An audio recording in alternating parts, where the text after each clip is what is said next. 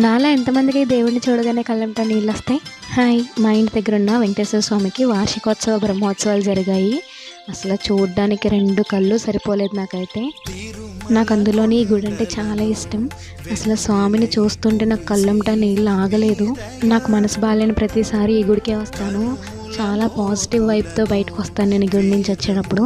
హనుమద్ వాహనంపై స్వామిని ఊరేగించారు, అది కూడా చూసేసి లైక్ చేయండి, అలాగే సబ్స్క్రైబ్ చేసుకుని లాస్ట్ వరకు చూసేయండి. బాయ్.